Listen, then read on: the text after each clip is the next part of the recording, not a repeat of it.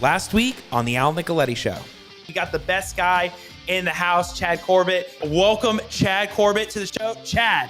Focus on the people and the situation and earn the real estate conversation. The way I've always checked to see if I'm doing a good job is I turn the paper around, I slide it across the table, and I present the blue pen. Without speaking, they grab the pen and sign where I place my finger. And that's when I know I've done my job. Quit talking about yourself. Quit talking about real estate. Be 100% focused on the people. The best way to defeat an objection is to never let it arise. Build a team around yourself of people who are common, like that share common core values, that have the level of empathy and professionalism that you do, and then delegate everything that's not dollar productive. Don't stop marketing to this list until you've spoken to each and every personal representative. And if you put your flag in the sand and you do this right, it's nearly impossible for anyone to unseat you in your market. All right, can you all hear me now? I want before we even begin, because that was a big commercial break. Before we even begin, I want you all to drop a comment. This is going to be the most commented Al Nicoletti show we've probably ever had. I don't know how many views we'll have, but just keep dropping comments if you can hear me. I want to make sure that you can hear me. I don't see anything yet. I don't see anything yet. Yes, we can hear. Okay, we're good. Okay, perfect. Now we're live, and now, you know what? Because of that, and you couldn't hear me before, I have to do basically the whole introduction all over again because it was just too good. And Matt was getting deep in the story. Y'all missed the beginning of Matt Lents' whole opening because, I mean, we were all glued to it. It was a tearjerker. So we have to do that all over again. This is going to be a blast, and I can't wait. So for all of you out there, welcome to the Al Nicoletti Show, live with audio and visuals. You know, what a concept. You're live with the audio. We have a special guest in the house that's going to talk all about taxes in real estate and what you have to know getting into the season, because we're in February, we're in tax season. It is a big time for the whole tax world. So you're in for a special treat. And because of the whole thing that just happened, I got to go back to, you got to check out all the guests on the Al Nicoletti Show on iTunes and Spotify, all the amazing guests that have been on the show. You can check it out on YouTube on the Al Nicoletti Show, where you'll see all the content on probate and quiet title and all the weird and different stuff on the beach and on the golf course, all those videos out there that are educational, informational, and all the guests that are live and do the podcast live and virtual. So make sure you check that out, the Facebook business page, the Instagram. I could keep going on all the social links. Just make sure you check all that stuff out.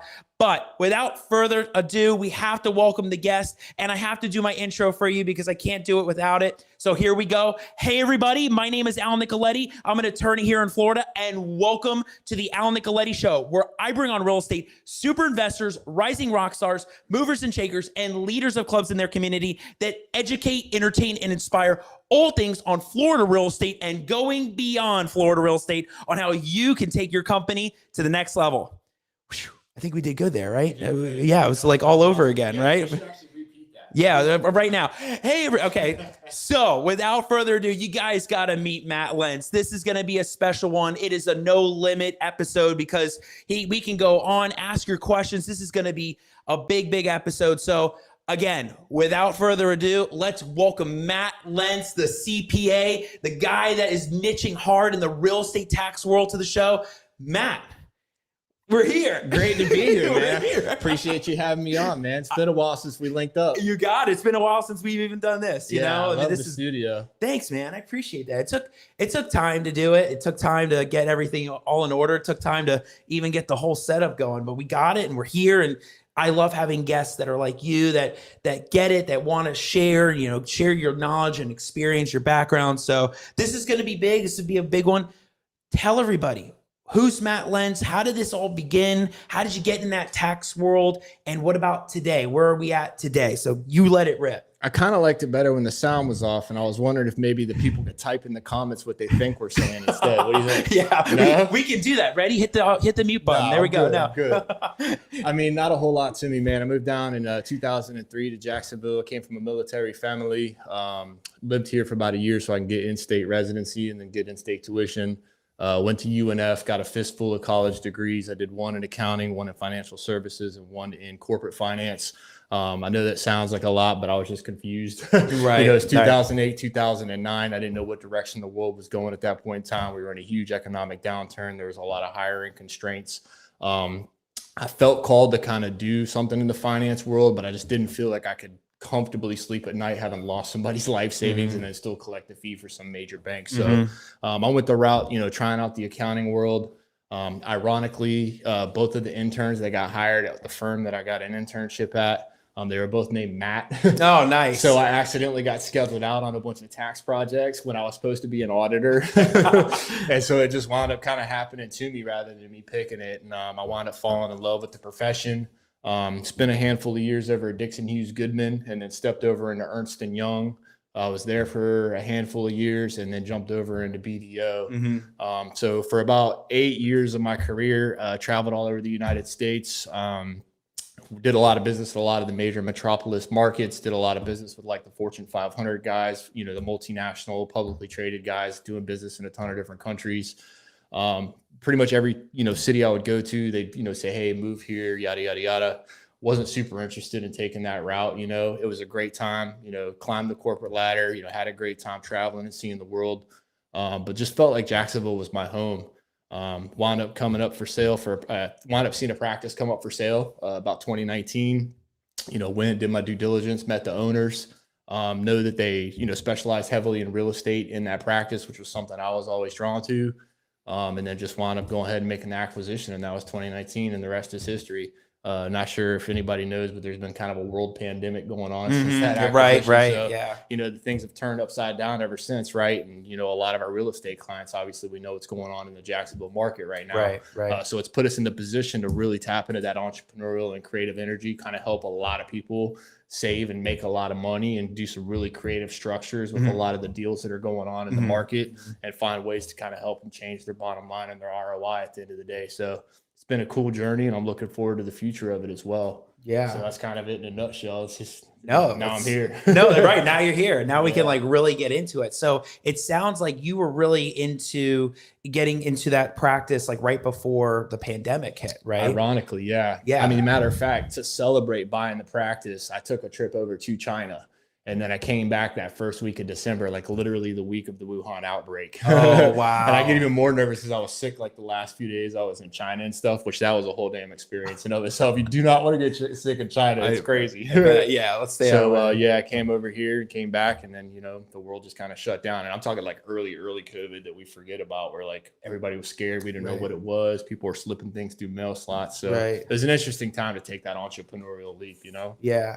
One of the questions I had like pre-planned for season 1 when I had all those guests was like, how was your business affected through COVID? Like, when you go from 2019 to 2020 and then everything shifting, the real estate market shifting, people are not working. How did things kind of get affected in your tax world? Where did you see a lot of shift? Because like with the IRS filings, they moved that up the next year to July. They moved a lot of things and shifted a lot of things around in the tax world. So what kind of shifts did you see during the pandemic that were just unusual from what you used to see before it? Yeah, there's a few things that come to mind. I'd like to stay focused on like the positive part, overall, I think it was a huge blessing, right? For a lot of the industry.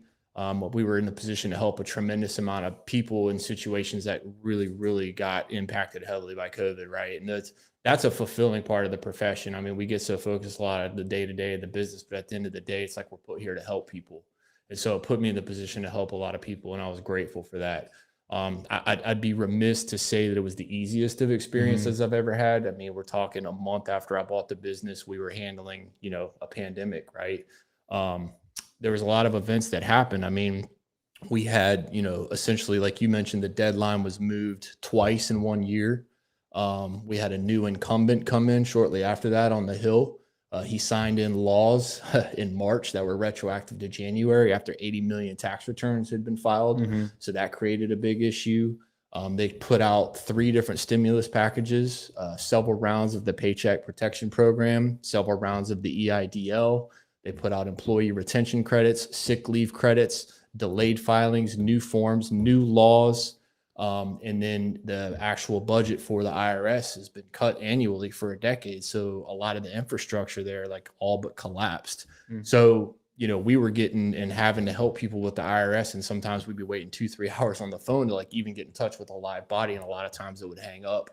My personal practice, I would come in, sometimes we would open at 8:30 in the morning and we would have like no joke 350 voicemails before we would even open the doors, because people were just in a very desperate state. There was a lot of fear. And that's what I'm saying. Like we're not on the other side of it, but I think we are past what it was like when it initially hit and just how scared everybody was. They didn't know what was going to happen. They were worried about their families, their businesses, all of the regulatory bodies and what was going to come down. So they look for their finances, and when they think finances, they think CPA. So it was a lot of pressure. It was a lot of stress. It was a unique challenge to kind of navigate, develop some more leadership skills. I had to carry a team that I barely knew through all of that. All of them stayed, and we're a thriving and flourishing business on the other side of it. And I've made some clients for life because we were able to meet them where they were at in that place, in that dark moment, and they won't ever forget it. So overall, for me, it was personally a good experience. But it definitely, just like any diamond, comes out on the other side of heat and pressure, right? It was like one of those situations where the rubber really meets the road, and you get to see what kind of juice is inside when your fruit is squeezed, right? So it was an interesting experience, you know? Yeah, no, that's really interesting. So yeah, because I bet you saw so many things happen. I mean, I don't know what that world was like. I saw the world with the courts and everything had, you know, been shut down, but the courts were still open. But, you know, different world that you were in, seeing everything in the pandemic in 2020, and just wild world it was. And now we're kind of coming out of that. So one of the reasons I really wanted to have you on, not because you're a cool, amazing guy, and we have great talks and everything. Absolutely. But it's tax season. Right. And I think it's so important for people to know the nuts and the bolts and things that people can do to save on those taxes, but not just anybody, the real estate world. Absolutely. So where did you start seeing a real niche with focusing on that real estate world? Like my background, I saw that niche and I ran with it, and it's amazing, right? Where did you see that for the tax side of things, that it was like, wait a second, we can really focus in on that. We can hone in on that and help a lot of the real estate professionals, investors, you know, anybody that's in that real estate world save and, you know, get more back and find creative structures and everything. I mean, I could share that with you, but I'm gonna have to bill you for my time. Oh, wow. All right. I'll get my bill ready. We'll trade invoices, right? You got it. We'll write it off, right? No, I mean, honestly, my client avatar are entrepreneurs, right? And so just inherently entrepreneurs have, you know, a bunch of irons in the fire. So a lot of my clients, I'd say 75% of my client base is in real estate in some way, shape, or form. I've got a huge client base that are in e-com stores, and I've got a huge client base that are in cryptos. And then most of my clients also own some form of a business, right? The cool thing about the real estate world is that when you say real estate, it casts such a broad net, right? You can have people that are buy and hold, fix and flip, commercial, residential, commercial, right, lenders, brokers, agents, you know, private money lenders, hard money lenders. So it's hard to really cast some kind of tax advice because each of that is so niche oriented, and your tax strategies and your tax plays are going to be specific to your specific fact pattern. I mean, I'm open to answering questions from you specifically or the audience as far as like, hey, I've got 4 rentals, et cetera, et cetera. It's very difficult to kind of drive that kind of value on something without like more specifics. Yeah, for sure. So anybody out there, we'll go to this camera right here, right? We'll go here. So anybody out there, the real estate world, you're watching. Frank, Robert, I see you all out there. Everybody's watching. Dom's watching. Dom from Cash Geeks. The geeks are watching. Anybody has questions for Matt specifically, because look, it's tax season, right? We have to see what are those strategies and tips and tricks to learn now, instead of, you know, there's only so much you could do to go back from the previous year, right? Like either gathering all the W-9s or issuing the W-9s. I still don't even know the difference. And all the 1099s, will dive into that, right? See, that's kind of stuff helps what we learn, right? Absolutely. Because we're working from home.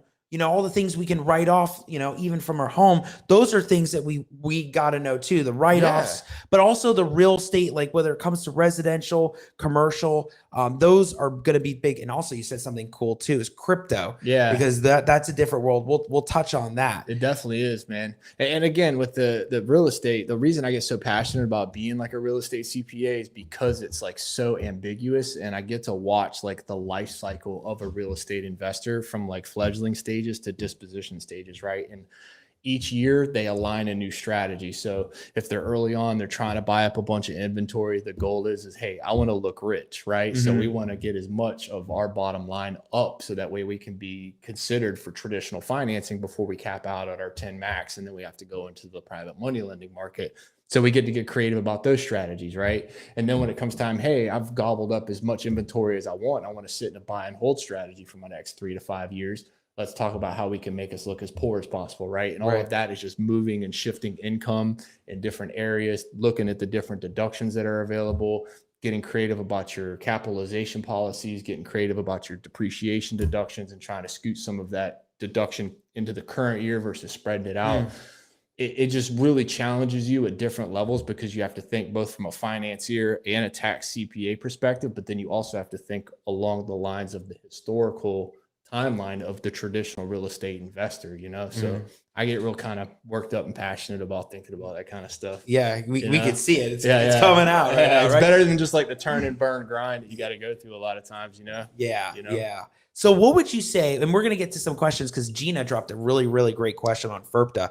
Sure. That'll be a good one. So what are some nuts and bolts that we could do now, whether it's with the W-9s, 1099s, or anything to, get write-offs? What are some of those things as entrepreneurs and business owners we can do starting now in 2022 to get those savings or get the more write-offs in our business and just overall help, alleviate that pressure that comes later in the following year? Absolutely. So across the board, most of the predominant CPAs that I personally follow and I have mentorship relationships with, hands down, the first suggestion that is like probably the least sexy, if you can get sexy in the CPA world, is making sure that like you do have accurate and timely books and records with what it is that you're dealing with. If you're going to a lending institution, they're going to require you to pull pro formas.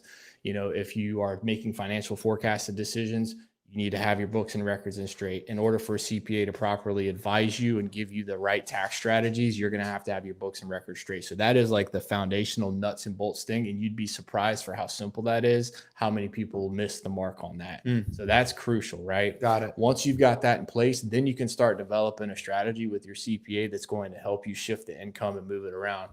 Like one of my favorite plays, and again, I don't know how specific it is or if anybody in the audience is actually relative to this, but when people are in situations where like, hey, I'm in like the W-2 job, right? And I'm trying to transition out of this. There's the real estate professional status that is a very difficult hurdle for a lot of people to get over. So what'll happen is any losses they're not able to take benefits from. Well, if you're in that situation anyway, why not create a management company, siphon the money out of the real estate company or the real estate holdings, put it in the management company, and then create a self-directed retirement plan in that company, and then start buying your real estate through your self-directed plan. If you have the capital and you don't want access to it in that. So you're still getting your real estate holdings out of it, but you're pushing the money into a bucket that's officially active when it would be passive because you're in a W-2 job and you're in that transitionary period. If you want to add on to that, you can even create a management company that's basically a single member LLC, put your kids on payroll there, pay it from the company, put the kids on payroll, and they're not going to be subject to self-employment tax. So that's, $12,500 per kid, essentially tax-free, or moving from a very high tax bracket into a low or tax-free tax bracket. So that was just one of the things that kind of came to mind that I like putting in place for my clients. So just figured I'd share that. No, that's great. And you brought up a great topic, which was the self-directed IRAs. Yeah. That's a very popular topic in the real estate community. In fact, I had on my show Nate Hare from New View Trust. They help a lot of their clients use the self-directed IRAs, use the IRAs to fund the real estate deals. I have their stuff up there because I always have the guests. This one here? Yeah, house? right there. New View. Yeah, New View's up there. We wanted to make sure Matt's on the shelf too. We got the ecom guy tax there. You see, we're loading up the shelves, everybody. All the shelves are going to be full with all the amazing guests on the show. So, but yeah, New View talks all about that and the benefits that you can get into with self-directed IRAs. So you also see that benefit. So how can investors that have the IRA, like if I had an IRA and let's just say I have 60,000 or 70,000, what are some of those first steps I can start today and get into with the self-directed IRA that like I can buy the real estate tax free, or talk to us about that? Yeah. So what it does is it kind of essentially takes the real estate holding and takes it out of your name and puts it into the retirement vehicle. So any activity that takes place in that is not going to have an immediate tax consequence. The tax consequences are going to come in place if and when you decide to pull the money out. The hope is that you wait until you're 59 and a half to do that, unless you run into a situation where you have to take the money out. So you get to have all kinds of fun Right. in this real estate entity, if you will, and then not have to worry about paying taxes until later. Real estate, I've seen promissory notes. I've seen, stock holdings in small companies. I've seen crypto holdings. I mean, the world is the limit when you get up to, you could do private money lending with it. So I'm a huge fan of the self-directed, IRA or 401k. Yeah. Yeah. And I think a lot of people also still debate over whether to have for IRAs, the Roth versus the traditional. What's your take on the difference between the Roth and the traditional? I mean, you're banking on the future, basically, right? Yeah. It's do you like Coke or Pepsi? Honestly, at the end of the day, I mean, it really is going to be what aligns best with your overall goals, your retirement goals, your strategies, and what your projected income is going to be. And then there's always the X factor, right? The recipe to Coca-Cola, what we don't know, like what the future is going to hold, Right. I'll kind of stay away from, some of the murmurings that I've heard on the Hill about what they're planning to do with retirement accounts and all of that. But, for the near term, the Roth is obviously something that you can grow the nest egg and then take it out later tax-free. And then the traditional is the one you're going to be able to take the tax deduction now. So determining whether your taxes are going to be higher now or later is going to be one of those pivotal things. Yeah. My personal opinion, absent the crystal ball, I left it in the car. Oh, okay. But just looking at the United States of America as if it was a profit and loss statement, we just printed a massive amount of money over the last couple of years, right? And so if that was on your P&L, that's a huge expense to the Department of Treasury. Right. Gone. So how are they going to raise their revenues to be able to get that money back? Taxes. That's the way that they get their income. So if you think about what they're looking at doing over the next 5, 10, 15, 20 years, inevitably, somehow, some way, it's going to result in an increase in taxes. Now, it may not necessarily be the income tax. However, they're going to try to get that money back in some fashion. So if that points you towards maybe favoring the Roth, right. Yeah. What about look at it? What about for people that are you can start pulling it out at 59 and a half? What about what are your thoughts on you keep funding it after 59 and a half? What are your thoughts? Yeah, you could keep doing that, man. I mean, the RMD rules, you can, wait until you're 72 and then start worrying about taking it out there. If you wait too long, you can start getting penalized on it and stuff like that if you don't start taking your RMDs. But yeah, keep on keeping on if that's what your goals are, for sure. Well, when you say pulling out, so can you keep funding it and pulling it out at the same time? So there's weird rules around that. It gets a little convoluted. Yeah. It's called provisional contribution tests and that kind of thing. I'm going to kind of leave that to the financial advisors, right? I talk about more of the tax consequences kind of thing. Right. AKA none of this is financial advice. No, I'm just Full kidding. disclaimer. We're going to start the whole show all over again. Let's go ahead and do that again. All Let's right, turn hit the it, Mike. sound off. Hit it. So, yeah, seriously, CPAs, I'm very fortunate, I'm very blessed to be able to help a lot of people, especially like in the real estate world though. But a lot of the questions do start leaning a little further outside of the boundaries of what my license and my insurance allows me to talk on. It's good. Sometimes it's financial advice. Sometimes it's also legal advice when they start talking about doing different things with like quit claim of deeds, transferring LLC. Should I put one in an LLC? Should I put 4? Yeah. Talk to a lawyer. Well, that's interesting.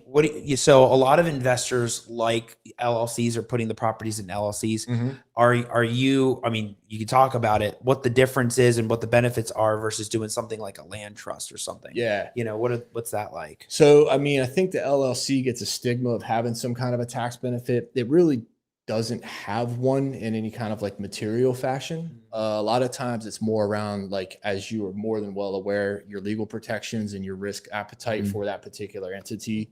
You know, I get the question a lot, hey, should I put one property in each LLC, or should I do series LLCs, land trust, that kind of thing? You know, there's a difference between owning a beach home in South Ponte Vedra and owning mobile homes as far as what your value of the asset is that you want to tuck inside of that LLC. So if you're comfortable with a claim happening on that particular asset and it can't go any further than 3 mobile homes, that's going to be a different value than it going further than your $2 million Airbnb that's on the beach, right? So people have different strategies to kind of protect their assets in that regard.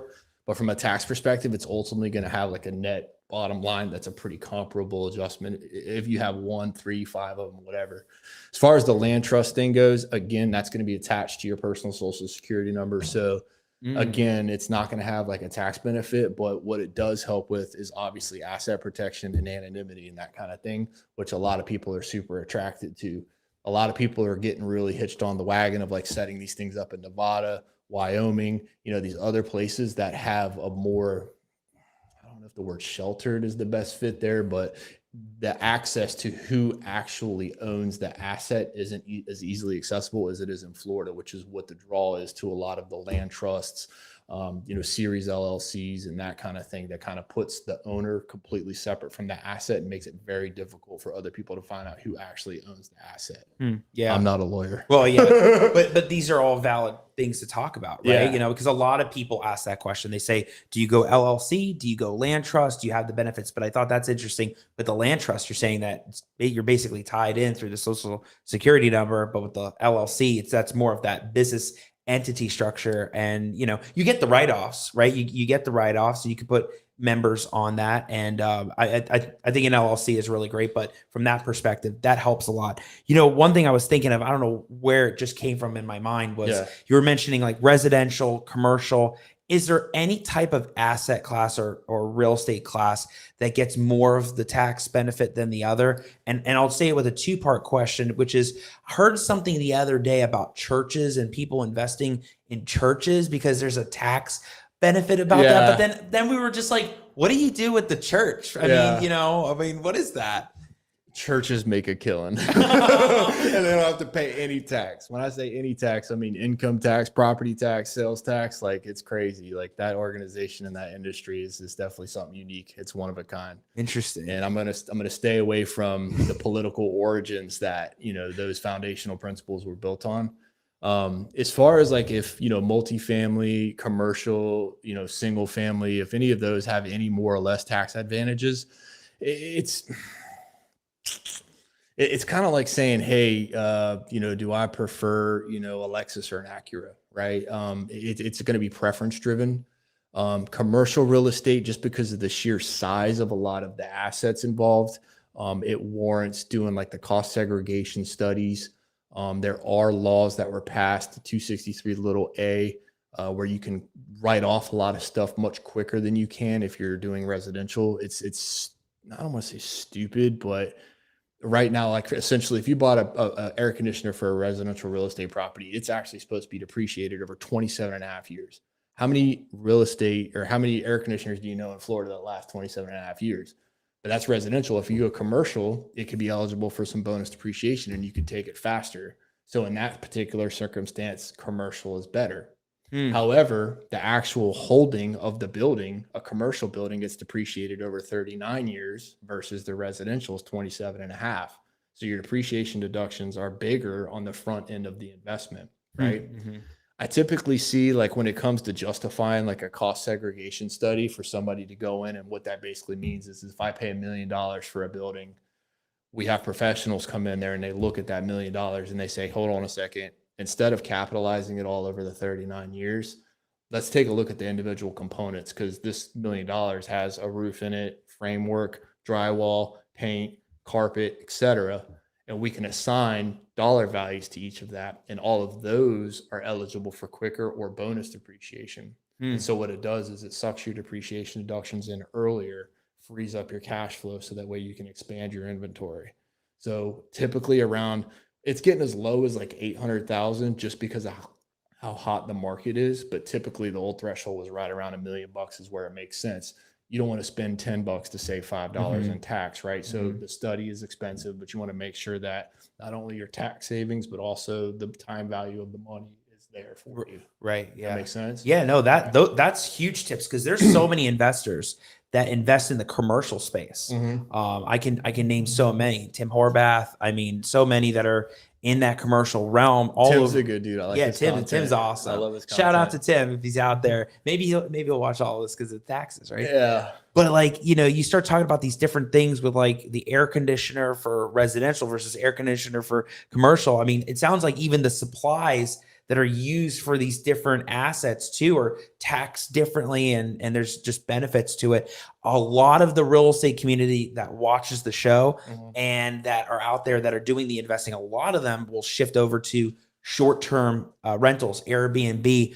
What's that been like on the tax end for maybe, let's just say it's a quadplex or a 10-unit apartment area, and they do Airbnb with it. What has that been like in that realm? Because that's a little different. Yeah, I that's an excellent question, and it was something I was anticipating / hoping, but forgot all about. Oh, good. So I guess it was meant to be. All right, we got it. So, dude, I have seen more CPAs mess up the Airbnb short-term approach than any other thing that's been new in the real estate industry. So for whatever reason, a lot of CPAs have navigated, at least the ones that clients that I have picked up from previous CPAs, they inherently take the Airbnb and they essentially subject it to self-employment tax as if it was like a self-employed business. Now, there are rules out there that say if you have an Airbnb, but you're also providing like ancillary services, for example, hey, Al, come check out my Airbnb, but also while you're there, you can hire me to do tour guides of the Guana River, or we can have, cookie baking classes or whatever the heck it is that you decide to do. That situation. And if you do it in a material fashion, that could subject the income that you're making to the self-employment tax, which is an extra 15.3%. And so these clients are coming here and all of the income, all of the rents, all of the services, everything that's going on with this, they're paying an extra 15.3% on their tax returns. And I'm like, dude, this is wrong. And so we get to go through, we get to help them, get them their refunds. The reality is that the Airbnb market, the short-term rental market, it is comparable to the traditional long-term buy and hold, absent a few other taxes outside of the income tax realm, because we're in Florida. I do have clients all over the United States, so each state's different when it comes to that kind of stuff. But Florida did have the bed tax effectively, because back in the day, which still tourism was a huge industry here. So if you have a lease term that's shorter than a certain amount of months in the state of Florida, it's going to be subject to that. But for income tax purposes, I'm seeing a huge mindset out there amongst CPAs, almost like they're a little too conservative about it. And so I think it's important to know the rules with the people that specialize in real estate and actually link up with those guys to kind of help analyze that stuff. No, that's huge. I'm glad we touched on that, because again, there's a huge market out there for a lot of investors that are really tackling the Airbnbs, the short-term rentals. And I'll say this to everybody out there. Which camera are we on? This one. I love this whole in-person setup, because then we have all the cameras. So if you're out there and you have a question for Matt tonight on Airbnbs, short-term rentals, ask away, because we will answer those questions to the best he can on what things and steps you can take in the Airbnb short-term rental market. So going into this year, and then you file next year, you're going to be set or be in a lot better position than you would have been. So drop your questions. And I love everybody that's dropping the comments, especially everybody that let us know the audio was off earlier, because all this stuff that Matt's talking about now is on audio and are gems for us to know, and gems for us to know in the real estate world. So I will say all of that is great. And we'll make sure people are asking questions. People are going to go. And one thing I want to touch on, because Gina asked, and it's going to be great, it's a great question, is can you explain how FIRPTA will work for a title company if one seller is a U.S. citizen and one is not? So for a title company, or what the tax ramifications are? I mean, that sounded like definitely much more legal in nature than actual tax question. Sure. I mean, we could talk to the tax consequences of an inbound or an outbound transaction. Let's do it. I mean, because FIRPTA is a big thing with the Florida realtors, because there's a lot of people that are either in South America or Europe or any other countries, and That FERPTA comes up from time to time. I've seen that. So, and she said tax ramifications. So thank you, Gina. Yeah, absolutely. So, I mean, the way that the United States taxes individuals is on a worldwide tax system, right? So if you have activity in real estate or any other type of business endeavor, wherever it is in the country, if you are a United States citizen, then you are going to have to file a tax return. If you are not deemed to be a United States citizen, then you do have to file basically what's called an inbound tax return. And that is, hey, you are an investor that's coming onto the soil of the United States, and you're going to have to capture that income and those deductions on your United States tax return, file all of the applicable forms, probably a form 1114, FinCEN, FERPTA reporting requirements, all of the above. Then any taxes that are paid there, if your country has a treaty or a reciprocity agreement, then you'll be eligible for relief or a deduction on that country's tax return. Same thing going from the other country inbound, right? So if you're a United States citizen and you own real estate in another country and you are actually reporting that real estate, like I've got some Colombian investors and I've got some people that also live in France. I've got an extremely, extremely large United Emirates investor that sets up inbound companies out of DC that come in real estate in Florida. Those guys basically have to report the income from where they're at, file the tax return, pay the taxes, and then on the United States tax return, they have to essentially report the same income twice. So I'll break that down and do it in very hypothetical terms. Right? Yeah, let's do it. Say you made $10 in real estate in Bulgaria, right? And then you made $50 in real estate in the United States, right? You have to file that $10 tax return in Bulgaria and pay the tax there. But then you also have to file that $10 here in the United States, a total tax return of $60. But then on your actual tax return, you're able to take a credit for the $10 that you paid in Bulgaria so that you don't have to pay tax on it twice. It gets complicated calculating that because of all of the active and passive rules and stuff, but I'm going to go ahead and just leave it hypothetically for that. So that speaks a little bit on inbound and outbound reporting. Yeah, no, right? I never knew that before. Yeah. I always saw FERPTA and it was just an acronym. I didn't think about it of like, there's all these little maneuvers and tax deductions from other countries, especially with treaties. Yeah. That's really interesting. I didn't know that it depended on the treaties. And not only does it depend on the treaty, it depends on the type of income that's included in the treaty. So like if you look up the treaty between France and the United States, there's treaties on royalties, there's treaties on interest, there's treaties on dividends, there's treaties on real estate. I mean, the list goes on and on and on. So it's very, very specific and very niche oriented. Wow. For sure. Yeah, no, never knew that before. And if you didn't know that before, drop a comment. Make sure you say either gem or fire or I never knew that before because I sure didn't know that. That's great stuff to know. And then Trey Hagen's watching. Trey, what's up, he Trey? says, do you think it's beneficial to start your own cleaning company when you have an Airbnb?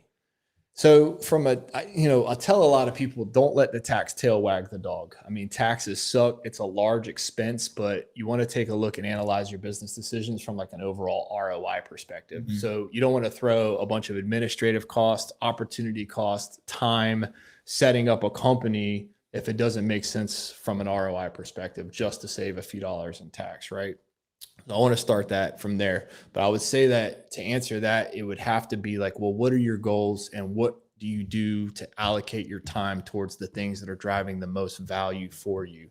If you have the resources, you have the SOPs, you've got the connections, and it's something that you can sort of develop and kind of turnkey, put the business in place and allow it to operate and automate. If it's lucrative, I would say go for it. And the taxes are just a benefit. When people call me and they're like, hey, I want to try to lower my taxes by the end of the year. I'm thinking about buying this truck or a G-Wagon or whatever it is that they're out in the market for. I always tell them, hey, do you want a truck or a G-Wagon? And if the answer is yes, then look at it like you're just getting it for 35% off, but don't buy it just to lower your tax bill because that's not healthy behavior. Yes, it's a lot of tax. It's a lot of money. And sometimes people will do that shit just out of spite because they hate giving money to the IRS. I can empathize with that. But at the end of the day, you don't want to make a huge purchase just because it's going to get you a big tax deduction. Yeah, I mean that's pretty interesting thought right there, right? Because there's even all the staging companies, the cleaning companies for Airbnb, and again, Airbnb seems to be just the hottest topic it is right now. It really is. Yeah, I mean it's everywhere, and for you know what's really interesting, like lawyers, we're licensed in one state, and then we have to take another thing in another state if we want to be there. With CPAs, you're everywhere, right? Yeah. So I want to make that point to everybody out there that Matt is not just special in Florida. He can go everywhere in the United States, right? Not in Belarus or Belgium, right? Yeah. But in the United States. Yeah. So if you're in Texas, if you're in North Carolina, if you're in New York, we're at this camera, if you're in California, if you're in all these other states, reach out to Matt, because Matt will help walk you through it. The best part about it's like lawyers, right? Every situation's different. You got to have your situation analyzed, because you may be different from the next client that's pulling in 10 commercial properties and 14 Airbnbs. And I mean, you never know what you have, right? So everything has to be analyzed. I mean, think about how many investors that are in this market alone, Jacksonville, that have like 100 rental properties, 50 rental properties. Or what about, even running a rental property management company? Right. Have you seen any interesting things with like rental property managers and taxes, and any link with that stuff? Yeah, absolutely. So a few things to unpack there. Yes, to your point, I literally have clients in almost every state. Most of them are in more of the entrepreneurial pockets. So a lot of clients in California, a lot of clients in Chicago, a lot of clients in Boston, New York, LA, Austin. The second part of my alphabet soup that we talked about earlier was the CMI designation. It stands for the Certified Member of the Institute. Essentially just, 5 years of specialization in state and local income tax. Then I had to sit down for a test that was kind of equivalent to the bar exam. A lot of state and local tax attorneys hold that designation. So I do have a lot of networked clients in other states, and I'm more than willing to help them out if they need it. As far as like the property management companies, that it's real estate oriented, but it gets more into like the core operational business type tax strategies, because of the fact that, it's essentially a basic business. Not basic because you got to bust your ass to be successful, excuse my language, but set you up an S corporation. The money that you come in, that's your revenue. All the expenses incurred, your expenses. Got opportunities to do some planning amongst the top line and the bottom line, and you kind of call it a day. It's not quite as niche oriented, perhaps, as like a lot of the other topics that we've been discussing, when we've got like people in the buy and hold situation, that kind of thing. Yeah, for sure. I mean, it's a different market, right? Yeah. I mean, there's people that specialize just in having the rental property managers, Absolutely. right? What about fix and flippers? Yeah. That do a lot of the rehabs, but maybe they're not buying and holding, but they're doing the projects for the rehab itself. How can they benefit from the tax structure? What kind of things can they look to help save them in the following year when they file for taxes? Yeah, so the fix and flips are a cool niche, because I'll see a lot of people that have opportunities to save a lot of tax there. It's almost as if, like, for example, if we were buying and selling Pellegrinos, right? Pellegrinos would be our inventory at the end of the year. Very similar concept, except your inventory is your homes. So what a lot of accountants I've seen is just inherently make this like a Schedule C business, and they subject it to self-employment tax. So there's a couple things to keep in mind. A, the frequency and the duration of which you are flipping your homes. So if you're just doing one every like 2 years or something, we could take the position comfortably that, hey, this is only subject to the capital gains. If you are doing it more often than that, then it is actually considered like self-employment or ordinary income. And then you're going to pay both layers of tax, your income and your self-employment. So a way to kind of avoid that is make sure you funnel it through the right entity structure. It's so exciting, isn't it? It is. I'm just getting off on some tax here. But yeah, just, in Florida, the S corporation is the most loved tax structure by me personally, because of the fact that we don't have an individual tax. If you go C corp route, you're going to be subject to 5.5% at the Florida level. S corp shuts that down.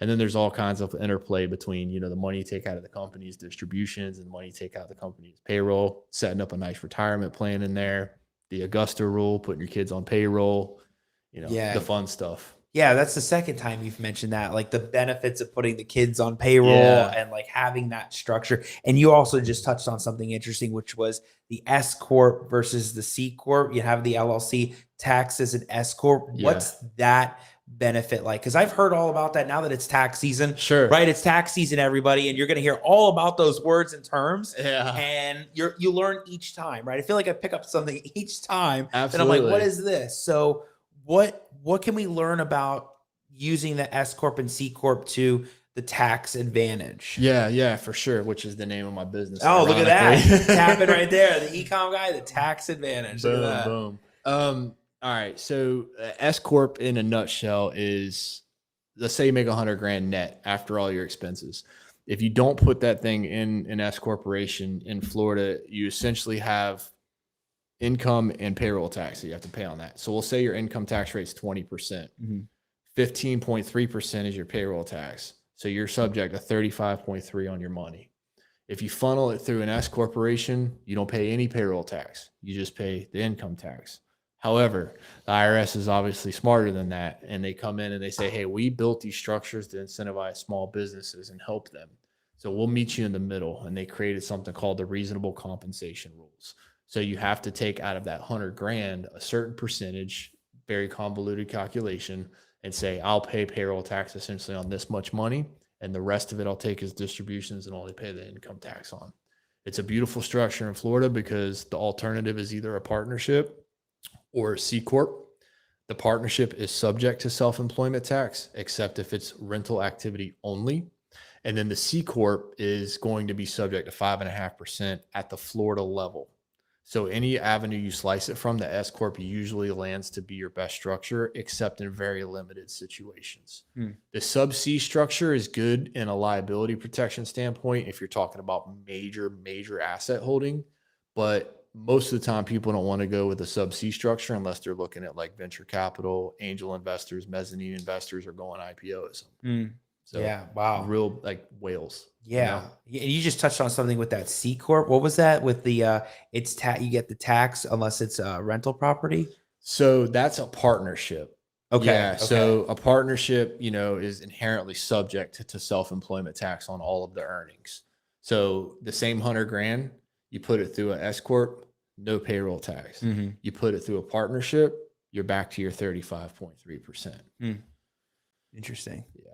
Wow, there's a difference between the two, and that helps a lot of people because how you get taxed through your LLC and the write-offs and the payroll, putting people on payroll, or not even that, just doing write-offs and you're working from home and all those other like little things with the S Corp and C Corp. I bet there's so many things you can go into with people that have different situations from time to time. Absolutely. So yeah, it's ambiguous, man. And that's the cool thing about it is like you're constantly a student and you're always able to help somebody as well. Yeah, I mean, I feel like we've gone through so many and just learned like these tidbits in such a short period of time. I feel like you can go on about all of this stuff, which is fantastic. All great stuff. And people, I know they're all watching out there. They're probably all taking notes because I see that Gina's watching and Trey's watching, and they're asking these really good questions.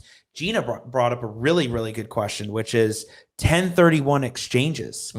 That's a popular topic. I had Steve Weiner on the show that talked all about what that structure is like with 1031s. Absolutely. What's it like on the tax perspective? Yeah, so 1031 is actually a tax code section, right? And that's where the word came from. So it essentially means that if you sell an asset and you replace that asset for something that's like kind in nature, any gain that is actually on that asset can be deferred into the basis of the new property. So that was a very hot topic for a while because of the fact, there was a bill that was sitting on Capitol Hill from like March last year until late last year, till Munchin just kind of shut it down. But that bill contained essentially an annihilation of the 1031 exchange. It wasn't going to be completely eliminated, but it was going to be radically limited. And it had the eye of a lot of real estate investors amongst other provisions that were in there. And I'll just say my personal opinion is thank God that it didn't pass, because I don't know, like our country from an economic standpoint could absorb another major tax reform in this short of a period of time. Yeah, because 1031s are just popular with investors. They really are, man. Don't you have to like hold it for like a year and then you can be able to do like a 1031 exchange or something? I think I learned that from Steve Weiner. It's like you got to wait. You do. And then you can do something through an intermediate company. And it definitely has to be through an intermediary. You can't hold on to the funds. You can never touch it, or else it becomes boot, which means it's taxable. Right. And then you've got a time period in which you can do your due diligence to find a property. And then you have 183 technically to close on the property. And then you can be eligible.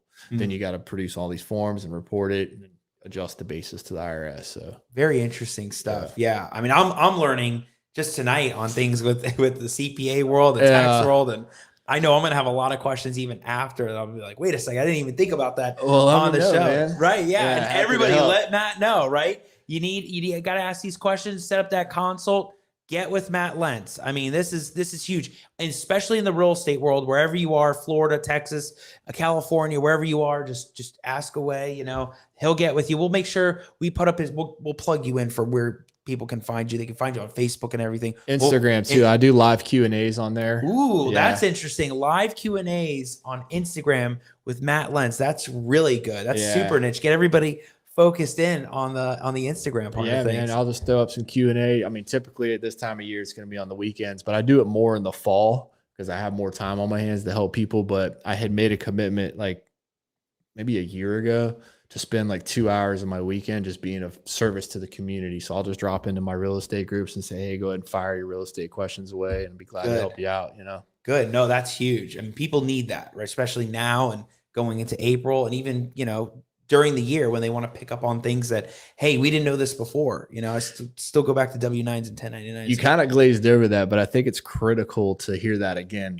during the year. So what happens a lot of times is like the clients will come to us and it's like, hey, I'm doing my taxes. And I'm like, I haven't seen you all year, you know? So I could have like really helped you, but after the fact, we can't go backwards and restructure your deals and do all of these kind of things. So, you know, if you're early in there, you don't have an existing relationship with your CPA, or maybe you're at the stage of your real estate business where you're just kind of getting to that place where it's like you got a lot going on. Hindsight's 2020, but you can't do anything about it once it gets past the year end. You can't go back on the clock and make any adjustments. So just keep that in mind. Yeah, no, I'm thinking about like what the importance of that is, because I'm thinking when I first was really getting into all of this stuff with the business and everything, what we're doing is we're getting with the CPA and then we don't see them until, you know, the next year. But what I heard was like, you got to really get with your CPA and, you know, during the year to kind of discuss where things are going before you get to the January, February part. And it's like, wait, did you get W-9s from everybody? And did you get all the right forms? And, you know, so that's really big, you know. And one of the things I know that we were also going to talk about is that part helps about getting with your CPA, but having that beneficial relationship, making that relationship with your CPA is really big. So what are those key elements that make a relationship with the CPA mutually successful between you and the client? What are those elements that people can learn from that kind of really dive in on that? I'd say first and foremost is like your CPA should be a profit center. You know, there's a difference between somebody that's a tax preparer that just takes your information and slaps it on a form for you and gives it back to you and does it in more of like a cost differentiation strategy, i.e. a Walmart brand, and somebody that's actually a value-based kind of guy. So somebody that can sit down with you, do some planning, do some strategy, pick up the phone and say, hey, I see this, I see that, you know, what do you want to do? You know, more of a Publix kind of strategy, maybe even Trader Joe's or shout out Fresh Market. So, you know, do something with your CPA that is going to drive you value. It should not ever be an expense to you. It should always be an ROI to you. As far as having a good relationship with the CPA, I mean, you know, understanding where each other's worlds are coming from. This time of year, obviously, a lot of CPAs are extremely, extremely busy. So, you know, talk to them, get what their expectations are, you know, talk about how you guys can work together, have open and honest conversations. And I would say definitely don't price shop. It's not like a relationship that you want to jump into because it's the cheapest option for you that year.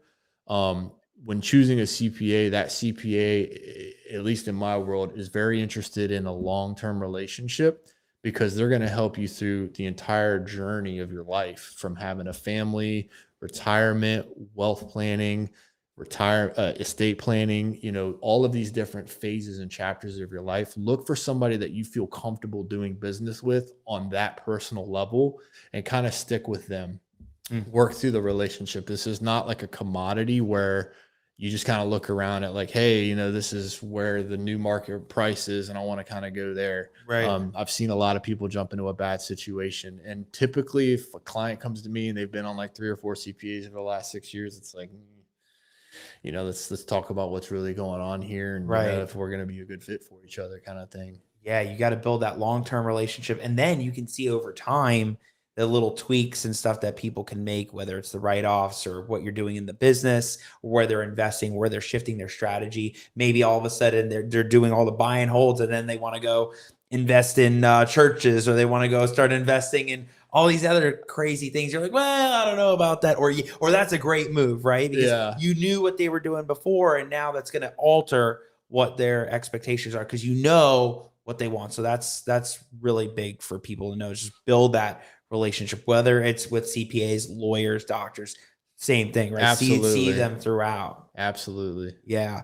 And the other thing that was really interesting that you wanted to talk about too is some of the developments that could potentially impact the probate industry in the real estate market, and like what's going on there. Because I saw that and I'm like, wait a second, what don't I know with this? You know? I mean, for me, I just inherently, when you think about fiscal policy, which is heavily taxed, you can't do that without thinking along political lines.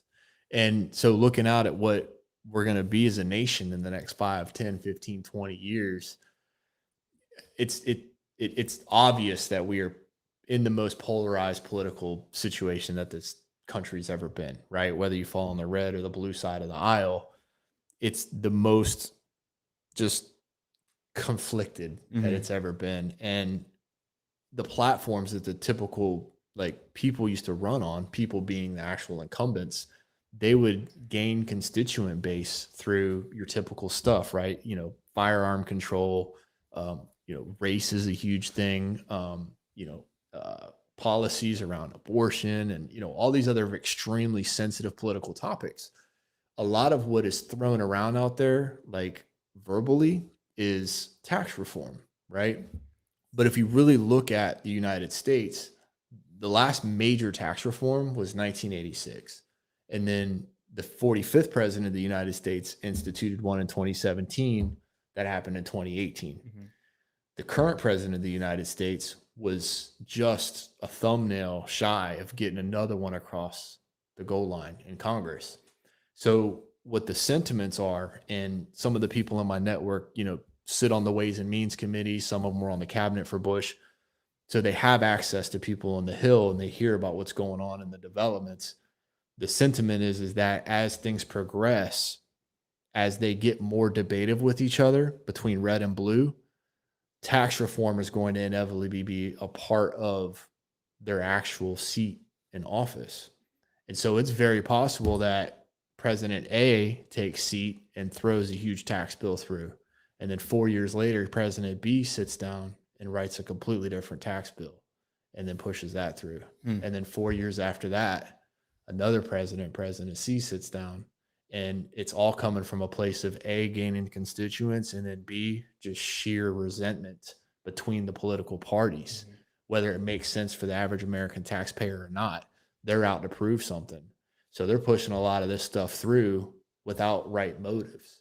And what it's going to do is it's going to cause A, the CPA profession to become much more valuable, and B, people are going to have to stay much more informed about their financial decisions, and they're going to have to be ahead of the game as these things are going through Congress. And so I was asking that from a probate perspective, right? Because as you know, the current estate value is 22.4 in order to be subject to estate tax, right?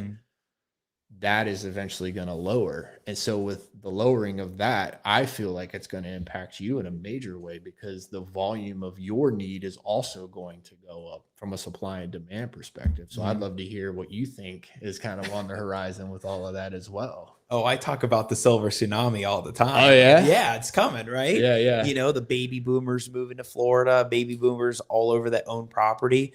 A lot of times I'll talk about that at presentations. I'll say, there were even pre-pandemic stats. This is also what's really crazy. You'll like this, where the pre-pandemic stats in a lot of the states and some real locales are showing that it was like a third of that inventory is baby boomer owned property by 2037. Wow. So, that wave of the baby boomers owning property. And now that was pre-pandemic.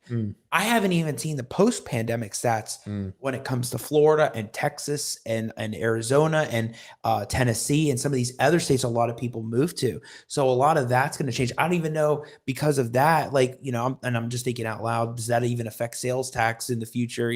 How's that going to affect with population shifts, right? So I think when it comes to the baby boomers in that era, it's huge. So when you talk about this being like the next thing, and the need, and also like the fluctuations between the environments going back and forth, there's going to be a huge need and understanding on the tax side or on the probate, the estate side, and what's going to happen. So I think it's going to be a huge market as well. I agree with you. It's going to be the next 10, 15, 20 years be huge. So, Agreed. it's a huge topic. And another thing that crosses my mind, and I was kind of thinking about you with this too. So blockchain is here and it's not going away. And when we think blockchain, we think, DAOs, NFTs, cryptocurrencies, altcoins, that kind of thing. But if you really understand the technology and what it encompasses, it could potentially revolutionize a lot of things. And from like an accounting perspective, when a company that's publicly traded has to issue what's called like their 10K to like their investors, like if you put $100 into Apple each year, you're going to get a 10K in your mailbox, and it's an investor's report. The account that I was on at Ernst & Young, they spent like $13 million a year just on us as accountants to go in there and basically get those 10Ks. Blockchain could come along and do all of that in a matter of hours, because of the fact that every transaction that is on the blockchain is recorded instantly and it never goes away. And so the whole process of going through and analyzing transactions, testing transactions, and that kind of thing. When I was thinking about you and I was thinking about this particular conversation, I was like, man, like, what is that going to do to the real estate industry and their record keeping, and how much stuff goes on with liens and title transfers and different stuff going through probate? Like if you could pick up just one proverbial document and you could see the entire history of anybody that's ever touched it and what occurred on that, without having to request backup hard paper copies or just having access to the blockchain, what is that going to look like for y'all's industry? I mean, has there been conversations around it in y'all's stuff? Or, I mean, actually fill me in. No, for the first time I've heard like, I'd never heard that one before. The use of blockchain and the technology for real estate, right? For title, maybe, right? Like you said, pulling title and seeing what transactions are there. That would be so much easier than saying, hey, we need to wait like 2 weeks before the title commitment comes back, right? Instead, pull the blockchain report and let's see it. So, absolutely. I mean, that's huge. That helps with accounting. Yeah. Right. I bet, because if everything just gets recorded, you're like, pull that. I don't even know what that world's really like. I remember seeing a lot of it like 7 years ago. When the whole Bitcoin thing had just started, when Bitcoin was $400, not where it is now. But a lot of the blockchain was kind of starting then, and then really took off 3-4 years later. So no, that's very interesting. I mean, I don't know how that's going to play a role with bookkeeping. That's going to play a role with title and our world with law. Yeah, it's huge. Yeah, I think a lot of that's going to be predicated on like our society's embracing of it. A lot of the grassroots folks that are the quote unquote powers to be in America have got their heels dug in pretty hard about sticking with the traditional fiat currency, the traditional banking system, and all things that encompass that, right? So they're looking at, blockchain, crypto, and all of these other things as sort of a threat to the machine. And so it's going to require a widespread acceptance and embracing of the movement, which I think is inevitable, right? And I'm a huge fan of the forward-thinking people that are on board with that. So for me personally, it's not met with any fear. It's met with excitement. I think, unfortunately, the traditional mindset of a lot of people, I don't want to target a specific generation, but we're in a new state of consciousness in our country. And I think that a lot of the older school cats almost look like they're devaluing the younger generation because they've got more years, but years don't equal value. And so I think the important thing is to just remain a student and just kind of accept what's coming and just learn how to embrace it and capitalize on it to the best of your ability. And it's going to yield a lot of success. Wow. Yeah, for sure. I mean, it's a huge industry. I was just at the New View conference, and I keep thinking I don't remember what the guy's name was, but I have to find out. He was this visionary about where things are going. Like he talked about phase 1 being, all the transactional side to what's happening. Phase 2 was the computer world that was developed by Apple. Phase 3 was the internet phase with everything that's going on with the social media part. But then he had phase 4, which was phase 4 was like this giant question mark, but everything with the NFTs, the blockchain, what's coming. So, and it was kind of like it was all going in this up, and like, you have to learn that now what's coming, right? They really do. It's a great conversation because it affects everyone's world, right? All this NFT crypto stuff affects everybody because everybody's trying to get into that, right? They'll create this, like, I still don't even know what it is, non-fungible token, but I still like know what it is, right? Yeah. And how you can capitalize on it. But everybody's creating those, and it's huge. And see, people are loving all of this stuff. Gina's been commenting all night. Got a pull title. Daniel, he's out there. He's like in studio with Matt Lentz. Daniel, this is what I'm talking about. Matt can go all the way to Texas. So you're talking about he's not just in Florida. He can go Texas, California. Awesome stuff. Robert Rodriguez, super fan of Al Nicoletti. I see you out there. He's watching. And then Trey says, remain a student, because we're all learning all this stuff, right? Absolutely. Like, we're always learning what world we're in, and I can learn from you. You'll learn from others. I mean, it's amazing. Yeah. Amazing stuff. Yeah, it's important, man. To that NFT thing, man, if you want to chat about it real quick. Think about it in like 2 distinct lines of value, right? Like some of the artwork and the talent and what it takes to produce some of that stuff is just beautiful. It's amazing. Like if you really take a look at it and don't think about it through a transactional perspective and just appreciate it for what it is, there's value there that drives some of the pricing structure.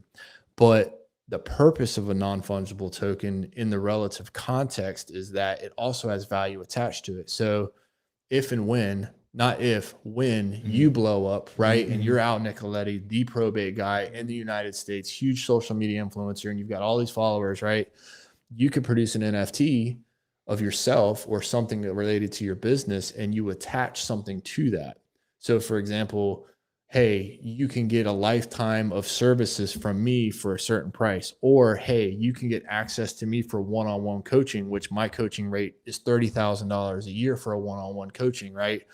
You attach value to that non-fungible token on the blockchain, and it stays there for perpetuity. So there's 2 distinct lines of value that can be attached to a non-fungible token. And that's why a lot of these major corporations are coming out with them. Hey, Taco Bell is going to produce one where you can eat tacos for the rest of your life, and you buy it and you can pass it on in your estate where your family can get it, right? And Taco Bell is just collecting a ton of royalties off of this, Wow. So it's a pretty ingenious thing. I think it's in the fledgling stages, and it's going to ultimately have to be refined, which is why we're seeing so much volatility, high risk, high reward stuff.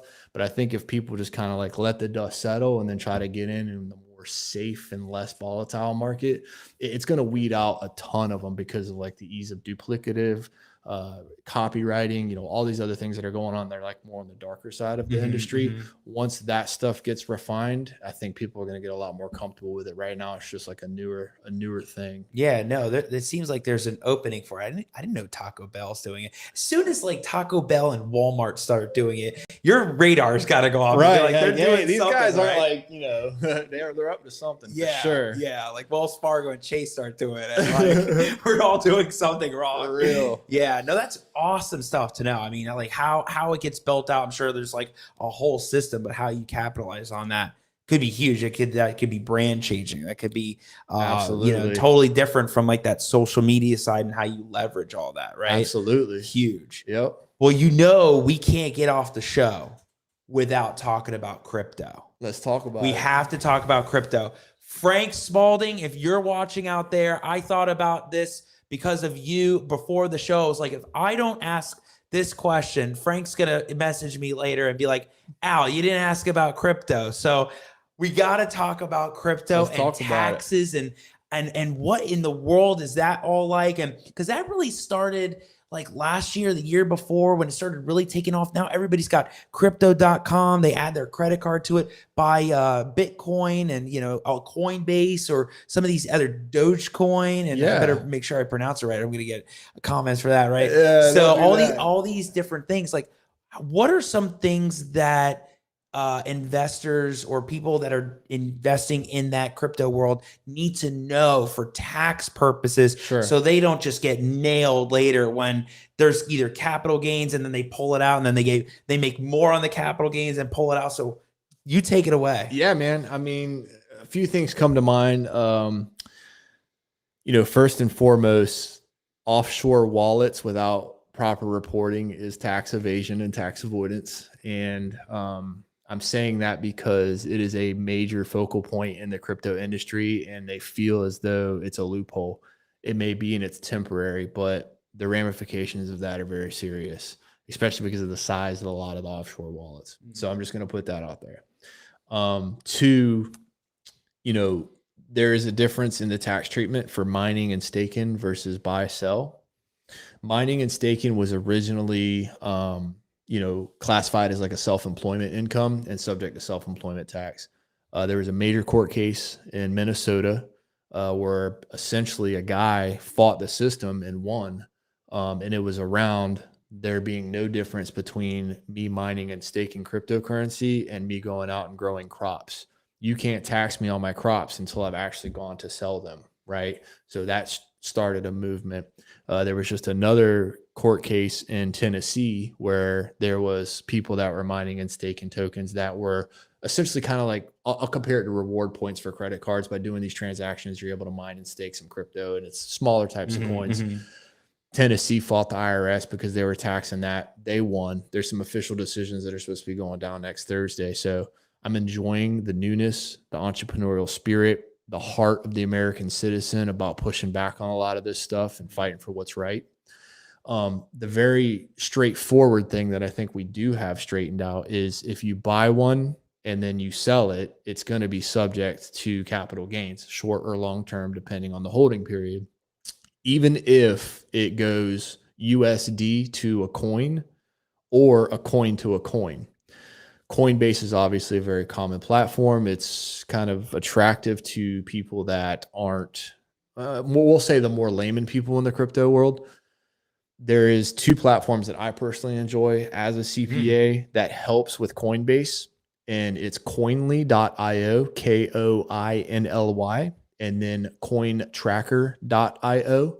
And Al, what that purpose serves is you can download that interface and you can link your wallet in Coinbase to it. And essentially it will create your tax forms that you need for your CPA. Whoa. And so it saves you a tremendous amount of time, opportunity costs, CPA fees from having to download all of your transactions, go through the conversions, calculate the basis, calculate the sales proceeds. It's instantaneous. I know it was free when they first launched it, but so is every SaaS company. So I don't know if they've actually started charging a small fee now that they've got a huge market share. But it has really radically altered the way a lot of people are approaching their year-end taxes for crypto. Wow. Can we make sure we get that up on the screen too? Say that again. What were the two of them? Coin Tracker with a C.io. Yeah, because that's just huge. the domain name for any SaaS company, right? And then Coinly, Koinly.io. And you just basically download the app, link it up to your Coinbase account, spits out your tax forms, and call it a day.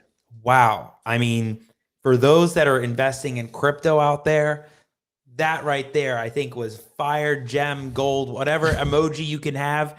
I mean, that is huge for you to know. I mean, I didn't even know that because I know people investing in all of this stuff and they have it on their phone. They're buying up the all this stuff through Coinbase and all these. I just think of all these things that they're coming up with, the Doge, the Shiba Inu, and everything. Yeah, but like, how do you make sure that you're not going to get stuck to that those issues later? It spits out those forms. Hey, get with Matt Lents, and then you'll figure it out in February to April, right? That's right. So, boy, this was jam packed, Matt. Yeah. I mean, I feel like I could keep thinking about all these things and keep going, but I think the big takeaway is get with Matt Lents. Matt, make sure you drop your phone number, where people can find you on socials. I want to make sure everybody can find you, get in touch with you. It's tax season. People want to make sure they move now before they go through a whole year. So drop it, let people know where they can find you. Sure. Yeah. So my core bread and butter business is www.taxadvantage.org. It's in Jacksonville Beach.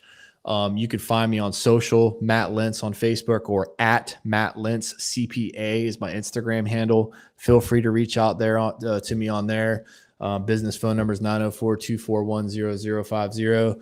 And then I'm also launching an info product here after tax season at the beginning of May, which is called the Ecom Tax Guy, which is what the shirt and the hat stands for. Whoa. We discovered a major epidemic that's in the ecom retail space, and we have solved that problem. And we're going to be launching it to help a lot of the ecom people in the United States save a lot of money. So that product will be coming out in May as well. And that'll be www.ecomtaxguy.com. Wow. That will be launching in May. That's really cool. Yeah, man. We're excited. We got to see the whole unraveling. You're going to have like the opening day, the party and everything. Oh, yeah, dude. Oh, we wow. got to, man. We got to get together. Yeah. No, we got to see that whole thing launch, and it's going to take off, right? Yeah. I'm sure there's a lot of people that need that niche and need that market when they get into that stuff. Yeah, So man. It's all in momentum, and we're excited. We just know it's going to be a good thing. Yeah, cool. Well, you know, a new thing when an in-person guest comes to the show, I have a new thing. We started it with Mike Getka. I'm excited. And now it's with you. First Okay. of all, it's having the hat on the shelf. Okay, right? okay, That's the first part. All right. But I got to make sure, I don't want to like trip on all the wires.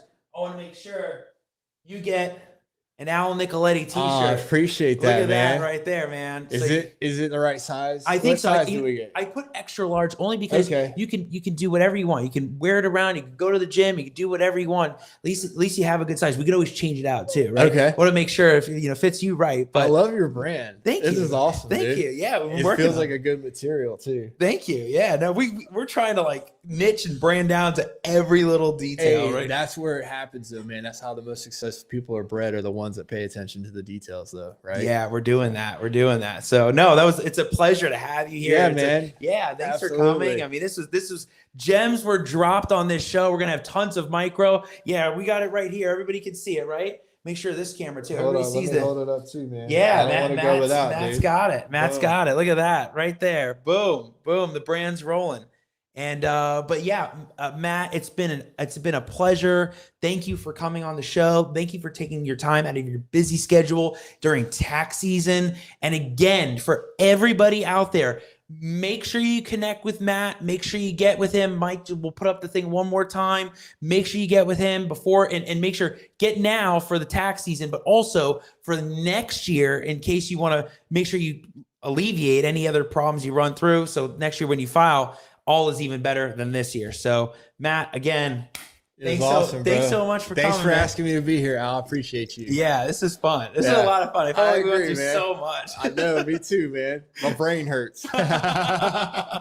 Awesome. And thank you to everybody out there that's been watching. Robert, Warren, Trey, everybody, Daniel, Gina, great questions. Great comments. Thank you for everybody letting us know that the audio in the beginning wasn't working, because you imagine we got through this whole thing with all the gems dropped, especially on that crypto part, and we didn't have that audio. This is perfect. So again, thank you, everybody out there, amazing fans, the loyal fans of Al Nicoletti.